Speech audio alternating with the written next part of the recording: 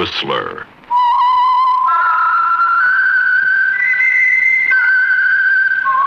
Presented by the United States Air Forces in Europe.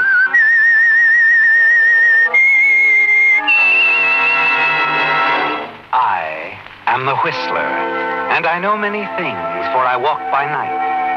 I know many strange tales hidden in the hearts of men and women who have stepped into the shadows. Yes, I know the nameless terrors of which they dare not speak.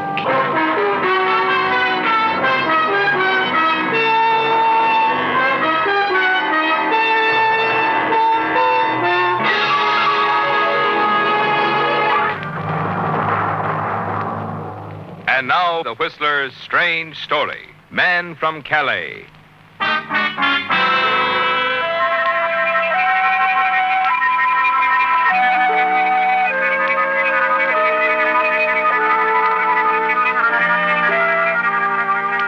Night, and a thick gray blanket of fog had descended over the city. As Laura Ames, former American, now of London, hurried along the deserted residential street, she stopped occasionally, glanced over her shoulder and listened, and then hurried on again, certain that the unseen footsteps she'd been hearing in the gray fog behind her were those of someone deliberately following her. As she turned into Delavan Square and broke into a half run, Laura was trembling with fright. And you have good reason to be frightened, haven't you, Laura? You have had for 2 days. When you finally reach the steps of your rooming house, you fumble frantically in your purse. House keys, Laura. You couldn't have lost them. But you don't seem to have them. And back there in the fog, the footsteps coming closer and closer. Laura, dearie. Oh, Mrs. Reeves. Thank goodness. Oh, you're so late coming home from the office. Oh, yes. There were some last-minute letters to get out. Dear me, I was becoming quite worried. All this fog, and what with that killer wandering around the streets? Why, dearie, you're shivering. Oh, I'll be all right. Here, let me fix you some tea. Oh, no, don't bother. You're going out? Yes, but not alone, mind you. My son Frank and his wife are taking me to the cinema. Only take me a moment to fix your tea. Oh, thank you, Mrs. Reeves. I'll manage. Oh, that must be Frank now. Yes, there's his car. Well, you run along. Well, ta-ta. Yes, Laura. There's a killer loose somewhere in the city of London. And the police are certain he's already claimed 3 lives. The last victim being young Mr. Pomeroy, a boarder in this very house, who met his death only 2 nights ago on a quiet side street, close to where you live. You hurry into the kitchen, turn the gas on under the kettle, and place the tea things on a tray and carry them back into the parlor. Then suddenly you stop, and the tray slips from your hands. A man, Laura, standing in the hallway. A stranger. Oh, I'm dreadfully sorry. I didn't mean to startle you.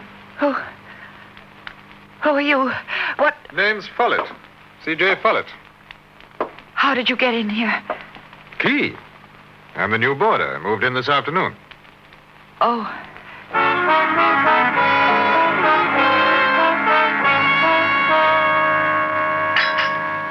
I feel much better now. Nothing like a brisk cup of tea after an evening stroll. Oh, I agree.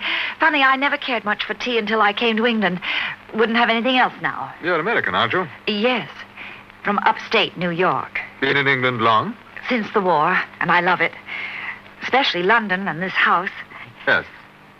Still bad about Mr. Pomeroy, wasn't it? Yes. It was quite a shock to all of us. Yes, I dare say. Happened close by, as I understand. In St. Margaret's Mews. Naturally, we've all been a bit on edge. When are they going to catch this fiend? Oh, but they have, haven't you heard? What? Yes, came over the BBC about an hour ago. Police caught the chap in a hotel over in the West End. Oh, thank goodness. Are they certain he's the one? Oh, quite. He confessed to the crimes. That is, except the last. He denies killing your Mr. Pomeroy. Oh, but surely the police don't believe that. Oh, yes, they do. You see, they've definite proof he was holed up in that hotel room the past 4 days and nights. And Mr. Pomeroy was killed only 2 nights ago. I see. Now, it seems someone else killed Mr. Pomeroy. That the front door, isn't it? Shall I? Oh, no, I'll answer it. Well, darling, this is a pleasant surprise. Come on in. I was just having a pleasant chat with Mr. Follett, one of our new boarders. He moved in this afternoon. Oh, Mr. Follett, Yes? I'd like you to meet Charles Ainsley, my fiancé. Mr. Ainsley? How do you do, Mr. Follett? Oh, darling, I didn't get back from the office until quite late. Haven't had a thing except tea. Why don't we drive over to Armand's, have supper? Of course. Will you two sit down and get acquainted? I'll run up to my room and change.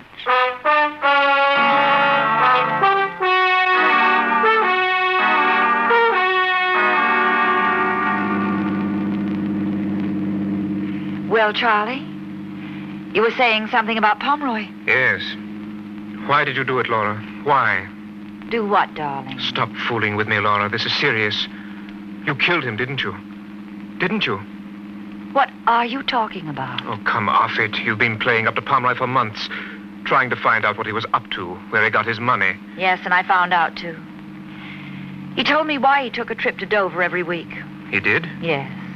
He always met a man there. He was working with a mysterious man from Calais. I never found out his name, but I did find out why Pomeroy met him each week. You must have become very friendly with Pomeroy. Of course I did. I wanted to know what he was up to. And what do you think, Charlie? Our Mr. Pomeroy was involved in a flourishing little racket. Forged passports. Forged passport? Yes. After his meeting in Dover every Friday with this man from Calais, Pomeroy always came back with a lot of money. So that's why you waited for him in St. Margaret's Mews. That's why you killed him. I killed Pomeroy? Yes, you know very well you did. Oh, all right, Charlie. But I didn't mean to. Honestly, I didn't. I only wanted to knock him out. Oh, I guess I hit him too hard. I wanted the money, don't you see? I had to have it for us. So now you have the money, Pomeroy's money, and it's all changed. Nothing's changed, Charlie. I don't have the money. What? Something went wrong the other night. Pomeroy must not have established contact with the man from Calais. He didn't have any money with him. All I found on him were the passports. You didn't take them. Of course I did. A dozen of them. Laura, for heaven's sakes, if the police catch you with... Oh, they won't. I've hidden them away. But, Laura, don't... Stop worrying. The police aren't concerned about me. They don't suspect a thing. Don't they? And what's he doing back there at the boarding house? That Mr. Follett. What? What do you mean? I recognized him the moment I saw him. Your Mr. Follett happens to be Inspector Follett of Scotland Yard.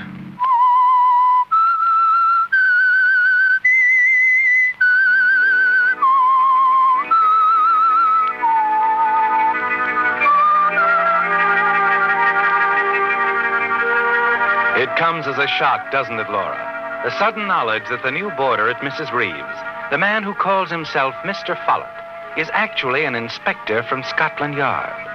His coming there has something to do with Tom Pomeroy's death. Yes, you're certain of that. But you're not certain how much the inspector knows, suspects. Because of plans you've made, his appearance complicates matters, doesn't it?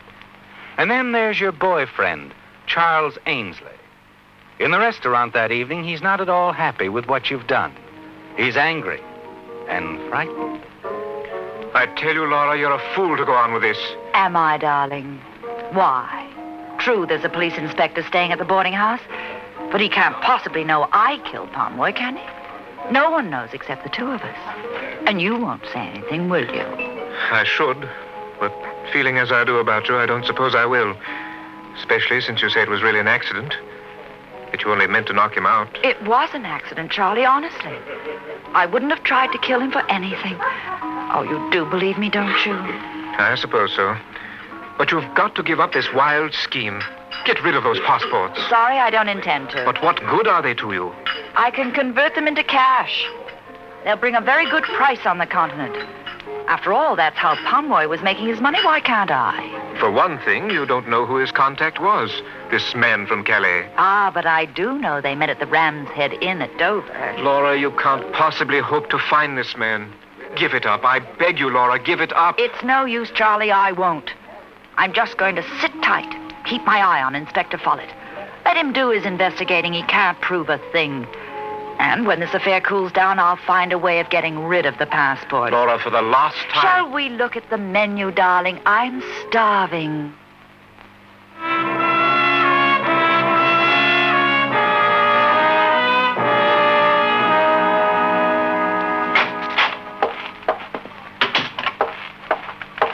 Oh, Miss Ames? Why, Mr. Follett, still up? Yes, I was waiting for you to return.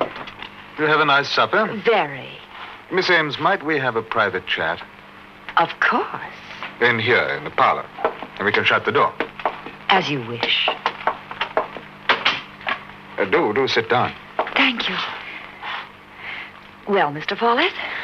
That young man of yours... Charlie? Yes. You known him long? Several months. Why? What does he do for his livelihood, I mean? Oh, he's a salesman. Right now he's selling cars, mostly used cars. Oh, yes, of course. He represents Berwick and Sloan, doesn't he? That's right. Oh, that's where I've seen him. I knew I'd seen him somewhere before. I was out there several times about 6 weeks ago when Berwick and Sloan were having a difficult time with a very clever car thief. I recall now, I chatted with your young man for a few moments. He was quite helpful. He recognized me, I suppose. As a matter of fact, he did, Inspector. I was afraid of that. Well, there's no great harm down there. Miss Ames, I'd like to ask you a favor. What is it, Inspector? Mr. Follett, if you don't mind, I'd rather the others in the house didn't know. Oh, anything you say, of course, but I dare say you'd like some sort of an explanation. your being here has something to do with Mr. Pomeroy's death, perhaps. Yes. You see, we've suspected for some time that he was involved in a forged passport operation. Forged passports? Mr. Pomeroy? Why, I can't believe it. Nevertheless, it's true. Actually, he was only a runner, a courier, you might call him, working for a master forger. What? Yes. We think one of this forger's top aides resides here in this house. Here? Why, that's incredible.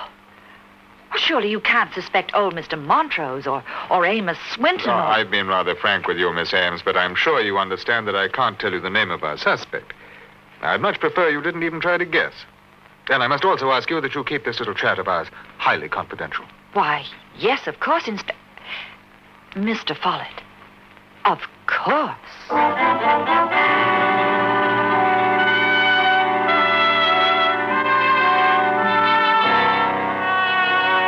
You breathe a sigh of relief, don't you, Laura, as you hurry up to your room? The police don't suspect you of a thing. No, it's someone else they're interested in. Someone in the house they think Pomeroy worked for. And it's easy for you to venture a guess as to whom that someone is. Yes, quiet, mild-mannered Mr. Farnsgate, who runs the tobacco shop on the corner. He and Pomeroy were very friendly, weren't they? And Pomeroy spent a great deal of time at the shop. He could be the man Inspector Follett is watching, couldn't he? And you're determined to find out for certain. The following morning after breakfast, you try to see Farnsgate alone before he leaves for his tobacco shop. And as you hoped, he follows his usual custom and goes into the parlor to glance over the morning paper. Mr. Farnsgate? Yes, my dear? I'm just bursting to tell someone. And I know I can trust you. Of course, you won't breathe a word of this. Not a word. It's about Mr. Follett. What do you suppose he's doing here? Follett? Well, just what the rest of us are doing, I suppose. Enjoying Mrs. Reeves' hospitality. I mean, he really isn't Mr. Follett at all. What's this? My boyfriend recognized him last night. He's really Inspector Follett of Scotland Yard. What? Imagine it. Living right here in the house. Oh, dear me. An inspector from the yard, eh? Must have something to do with the dreadful thing that happened to Mr. Pomeroy, don't you think? Yes, I should imagine that's it. Well, what do you suppose he's up to? Well, it's hard to say. No need for us to become alarmed, however. The police work in strange ways, my dear. Strange ways.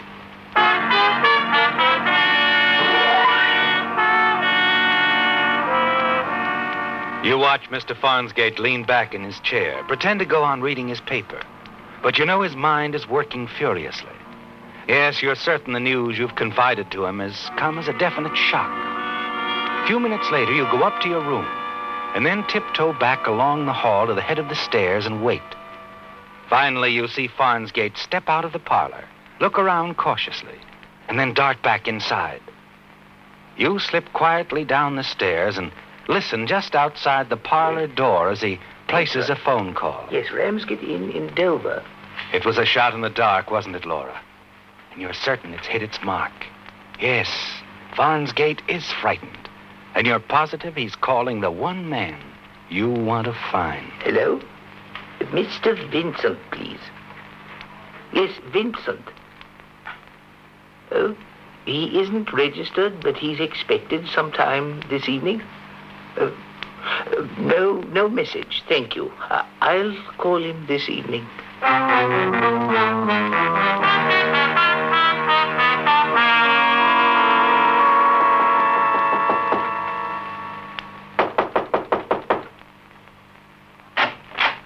Oh, it's you, Laura. My. Not a very warm reception, I must say. Come in. Sorry if I disturbed your slumber. But it's time you were up anyway. Didn't sleep very well last night, I'm afraid. Conscience bothering you? As a matter of fact, yes. Oh, shouldn't let it, you know. Easy, I suppose, for you to say. My, aren't you in a mood this morning? Well, a nice long drive will change all that. Do you good to get out. Get out of this musty old flat. Drive? I wasn't aware we'd planned anything. Well, sometimes things come up rather suddenly, darling. You said I'd never find the man from Calais. Well, I have. What? Yes, a wonderful stroke of luck. Well, I won't go into all the boring details, but I have found him. I know who he is, where he is, and I intend to see him. You want me to drive you down to Dover, is that it? Oh, be a darling. No, Laura. I don't want any part of this. I was afraid you'd say that. Give this whole thing up, Laura, please. And if I don't? If you don't, well... I know, as you said, you don't want any part of this. And I suppose that includes me. I'm afraid it does. All right. If that's the way it's got to be. Laura, if you'll only listen to reason... Save your breath, darling. I won't change my mind. Either you're in this with me or you're not. And since you're not, well, we simply call it quits right here and now.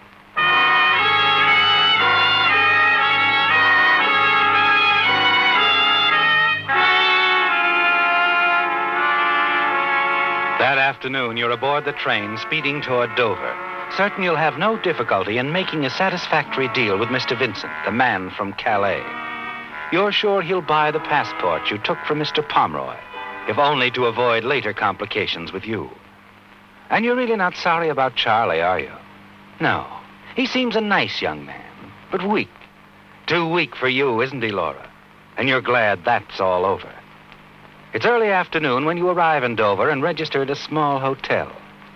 When you're settled in your room, you phone the Ramsgate Inn. Ramsgate Inn? I'd like to speak to Mr. Vincent, please. Vincent? Yes.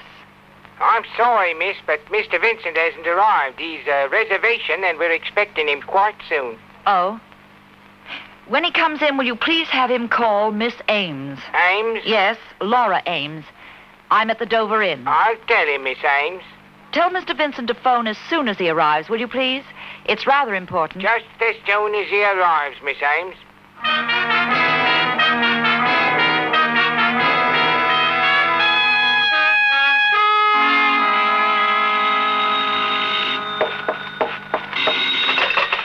Yes? Miss Ames? That's right? I'm Mr. Vincent. You left word for me to phone you as soon as I arrive. Yes. I was rather anxious to talk to you, Mr. Vincent, on a business matter. What sort of business? It concerns a package I received from Mr. Pomeroy. Pomeroy? Yes. It isn't worth a great deal to me. I thought perhaps you'd be interested in buying it. Just what kind of a package is it, Miss Ames? Well, if you're interested, I'd prefer to discuss it with you personally rather than over the phone. Perhaps that would be better. Shall we say at dinner? I don't see why not. Very well, I'll pick you up in an hour.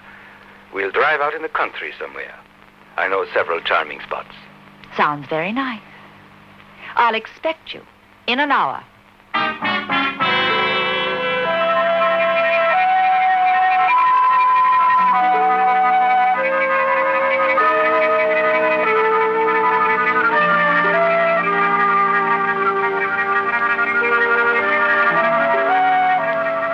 questioning was over now, and the captured criminal stared blankly at the group of police authorities surrounding him.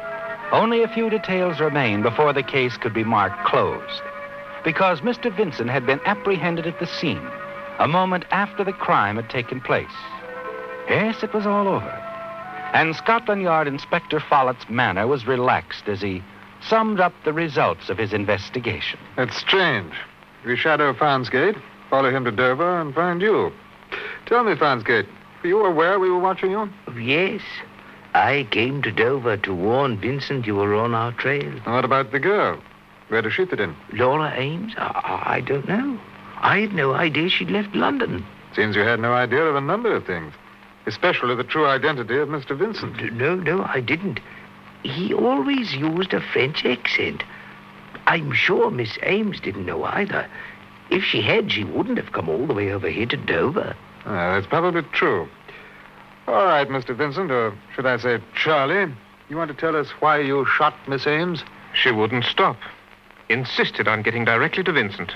That must have been quite a surprise, her young man turning out to be the mysterious man from Calais. Quite a surprise. And once she knew you were Mr. Vincent, you had to eliminate her. Is that right? That's right. There was no other way to stop a girl like Laura. I rather cared for her, too. The Whistler.